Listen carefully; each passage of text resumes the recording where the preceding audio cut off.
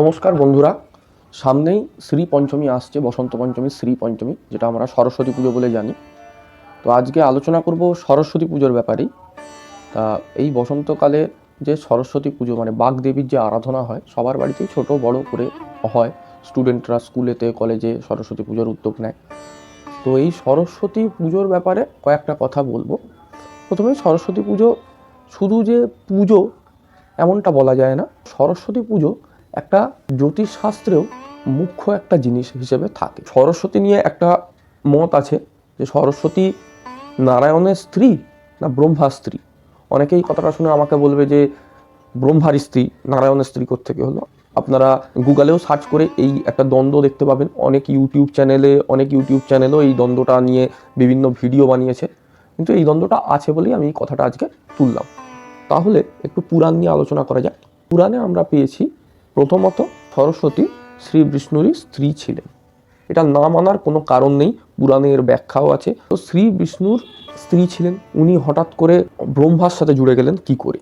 তাহলে বলি, দেবী সরস্বতী একবার এক ঋষির থেকে অভিশাপ পান তার তপস্যা ভঙ্গ করার জন্য।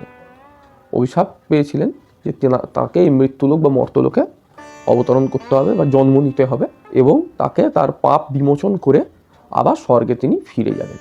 দেবী সরস্বতী মার্জনা চাইলেন ঋষির থেকে।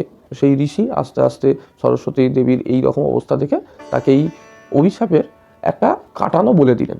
কি বললেন? না, তুমি মর্তে নদী রূপে জন্মগ্রহণ করবে এবং তোমার তটে বসে যখন শাস্ত্র আলোচনা হবে, যখন বেদ পাঠ হবে, সেই শাস্ত্র আলোচনা, বেদ অধ্যয়ন, সেই শ্লোকগুলো তোমার জলের কলতান হিসেবে যাবে, তখন তুমি মুক্তি পাবে। বাস্তবেই সরস্বতী নদীর কথা আমরা পড়েছি, যেটা বিলুপ্ত, এক্সটিংক্ট আমরা পড়ি। তো সেই সরস্বতী নদীর তটে বসে বেদ অর্চন করা হয়েছে, শাস্ত্র অর্চন করা হয়েছে, এবং যারা সেই বেদ এবং শাস্ত্র অর্চন করেছিলেন সরস্বতী নদী তটের কাছে, তাদেরকে বলা হয় সারস্বত ব্রাহ্মণ। এরপরে সরস্বতী যখন শাপ বিমুক্ত হন, তিনি স্বর্গে ফিরে যান।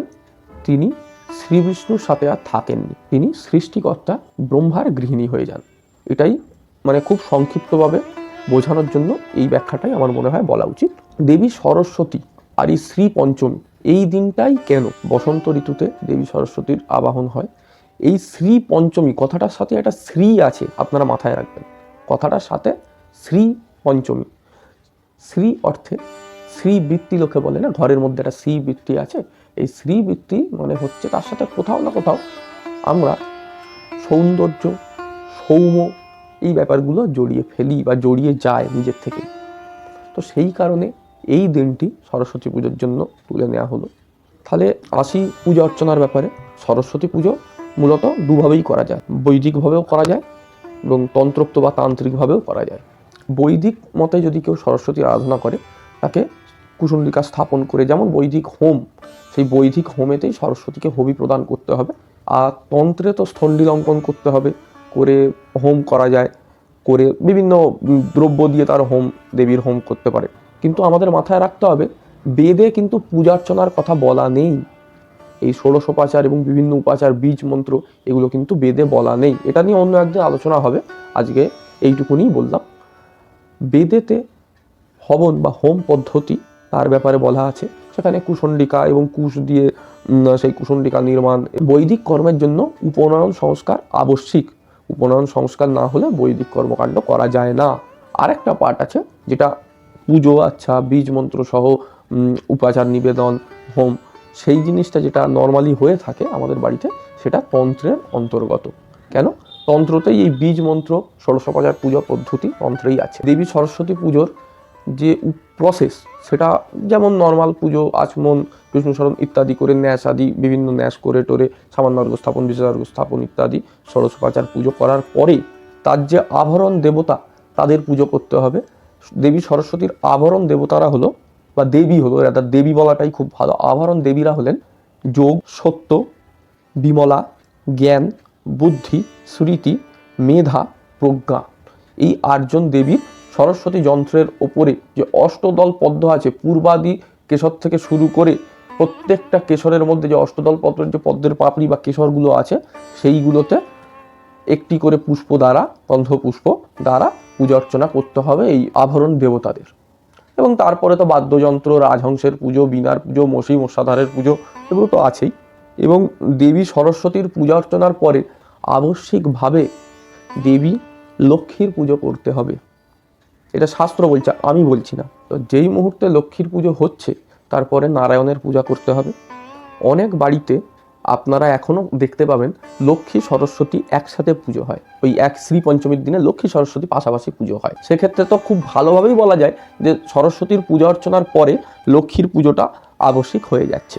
এই সরস্বতী দেবীর ষোড়শোপচার পূজার পরে যে লক্ষ্মীনারায়ণ পুজো হয়, সেই লক্ষ্মীনারায়ণের পুজোর পরে আবশ্যিকভাবে ব্রহ্মাদ্য অষ্টশক্তি মানে ব্রাহ্মণী, মাহেশ্বরী, কৌমারী, বৈষ্ণবী, বারাহী, নারসিংহী, মাহেন্দ্রী, ঐন্দ্রী এবং চামুণ্ডা, এদের পুজো, এদের ভৈরব মানে অসিতাঙ্গাদি অষ্টভৈরব, অসিতাঙ্গ ভৈরব, রুরু ভৈরব, ক্রোধ ভৈরব, উন্মত্ত ভৈরব, ইহাদের পুজো করতে হবে। এগুলো অনেকে শুনে ভাববে যে আমি বানিয়ে মন গরমভাবে বলছি, কথাটা নিজের মতন করে বলছি। আমি এখানে বসে এই সোহম চ্যাটার্জি কোনোদিনও এইখানে আপনাদের সামনে নিজের কোনো উক্তি দেয় না। কেন? তন্ত্রশাস্ত্র মহাদেব সদাশিব প্রবর্তন করেছেন, উনি বিধান লিখে দিয়ে গেছেন, আমরা সেগুলো বলি। আমরা বিধান দেওয়ার কেউ নয়, সদাশিব বলে গেছেন, সেইগুলোই আমরা করে আসছি। আপনারা যদি শাস্ত্রগত প্রমাণ চান, আমি শাস্ত্রগত প্রমাণও আপনাদের দেখাবো। এই অষ্টশক্তির পুজো, অষ্টভৈরবের পুজোর পরে বটুক ভৈরবের পুজো করতে হবে। অষ্টশক্তির পুজো হলেই বটুক ভৈরব আবশ্যিক করতে হবে। ক্ষেত্রপালগণের পুজো করতে হবে, ইন্দ্রাদি দিকপালগণের পুজো করতে হবে বা লোকপাল পুজো করতে হবে। তো এই পুজোগুলো করতে হবে। তারপর তো আরতি, হোম ইত্যাদি করতে হবে। যদি দেবী সরস্বতী আমার কাছে প্রকৃতি হন তাহলে পুরুষ নিশ্চয়ই ব্রহ্মা হবেন, কিন্তু ব্রহ্মার পুজো করা হয় না। সেই কারণেই একমাত্র একটি পুজো, কালী পুজো আপনি করতে চান আপনাকে মহাকালের পুজো করতে হবে, আপনি তারার পুজো করতে চান অক্ষয় ভৈরবের পুজো করতে হবে, আপনি জগদ্ধাত্রীর পুজো করুন নীলকণ্ঠ ভৈরবের পুজো করতে হবে, এগুলো আবশ্যিক। সরস্বতীর মধ্যে অনেক প্রকারের সরস্বতী আছে। উল্লেখযোগ্য দুটো সরস্বতী খুব প্রচলিত। এক হচ্ছে আমাদের বাগবাদিনী বা বাগেশ্বরী দেবী, যার আমরা পূজা অর্চনা করি নর্মালি বাড়িতে। আরেকটি প্রকারের সরস্বতী আছে যার নাম পারিজাত সরস্বতী, এবং এই পারিজাত সরস্বতীর উপাসনাও অনেক সাধকরা করেন। এই বাগেশ্বরী, বাগবাদিনী সরস্বতী এবং পারিজাত সরস্বতী বাদেও আরও একটি সরস্বতী আছে, সেটা হচ্ছে অনিরুদ্ধ সরস্বতী। এই অনিরুদ্ধ সরস্বতীর পুজো যে বিধি, সেগুলো খুব রেয়ার, পাওয়াই যায় না, খুঁজে পাওয়াই যায় না। কিন্তু একটা কথা বলে রাখি এর মধ্যে, অনিরুদ্ধ সরস্বতীর হাতে যে বীণাটা থাকে, সেই বীণাটা হচ্ছে যেমন মাতঙ্গীর হাতে হাড়ের গুঁড়ো দিয়ে তৈরি বীণা, এবং এই অনিরুদ্ধ সরস্বতীর হাতেও সেই একই বীণা থাকে। এই অনিরুদ্ধ সরস্বতীর পুজো গুপ্ততন্ত্র আচারে হয়, মানে মদ্য, মাংস, মিন ইত্যাদি অর্পণ করে তার পুজো হয়। এবং অনিরুদ্ধ সরস্বতী পুজো বাড়িতে হয় না, ওটা শ্মশান বা নদী তট বা গভীর জঙ্গলেই করে। অনেকে ভাবেন একজটা তারা বা স্পেশালি নীল সরস্বতীর জপ করলে, আরাধনা করলে, সাধনা করলে বাক সিদ্ধি হয়, যেহেতু তারা বৃহস্পতির অধিষ্ঠাত্রী দেবী। কিন্তু যদি সরস্বতীর মন্ত্র জপ করা যায় ঠিক ক্রমেতে, ঠিক সংখ্যায়, তাহলে সেহেন অবস্থাতেও সেই সাধকের বাকসিদ্ধি ঘটবে। সরস্বতী পুজোর অর্চনা করতে গেলে এবং বিশেষ হোম করতে গেলে অবশ্যই সেই সাধক বা সেই পুরোহিতকে সরস্বতী মন্ত্রে দীক্ষিত হতে হবে। সরস্বতী মন্ত্র গুরুর থেকে নিয়ে তাকে জপ করে সিদ্ধ করে তারপরেই কিন্তু বিশেষ ক্রিয়ার সে অধিকারী হবে। তা না হলে ওই ক্রিয়াটিই হবে, ক্রিয়াটি সাকসেসফুল হবে।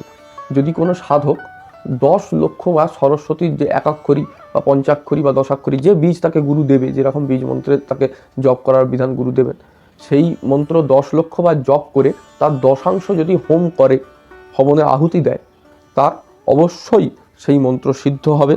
সেই মন্ত্রে যখন সে কোনো কাজ করতে বসবে 100% আমি বলছি সাকসেসফুল হবে। তো কথা প্রসঙ্গে যখন শ্রী পঞ্চমী সরস্বতী পুজোর কথাটা এলো, আউট অফ দ্য ট্র্যাক একটা কথা বলি। এই শ্রী পঞ্চমী সরস্বতী পুজোর দিন, এই দিন শ্রী পঞ্চমীতে কিন্তু যেহেতু শ্রীটা কিন্তু আরেকভাবে শ্রী বিদ্যার সাথেও রিলেটেড। ওই দিন কিন্তু শ্রী বিদ্যারও অর্চনা করা যায়, হোম করা যায়। যেরকম যার পরম্পরাগতভাবে শ্রী বিদ্যার তারা আরাধনা করে, দীক্ষিত যারা, অভিষিক্ত যারা, তারা আরাধনা করতেই পারে। এটা হয়, এটা বাস্তবে অনেক বাড়িতেই যাদের শ্রীবিদ্যা কুলদেবী তাদের বাড়িতে হয়। সরস্বতী পুজো খুব ভালো করে সবাই কাটান, সবাই আনন্দ করুন, দেবী ভগবতী সবার মঙ্গল করুন। ইনি দেবী সরস্বতীও দেবীরই এক রূপ, ত্রিশক্তির মধ্যে এক শক্তি দেবী সরস্বতী। আমরা চণ্ডী সপ্তশতীতেও দেবী মহা সরস্বতীর উল্লেখ পাই, তিনিও আছেন আর একটা রূপ দেবী। তো দেবী সবার মঙ্গল করুক, ভালো থাকবেন। আর পরবর্তীতে আর কোন বিষয়ে ভিডিও দেখতে চান সেটা জানাবেন, ভিডিওটাকে একটা লাইক করে দেবেন, কমেন্ট করবেন এবং পারিবারিক যে গ্রুপগুলো হোয়াটসঅ্যাপে আছে তাতে শেয়ার করবেন। সবাই ভালো থাকবেন, নমস্কার।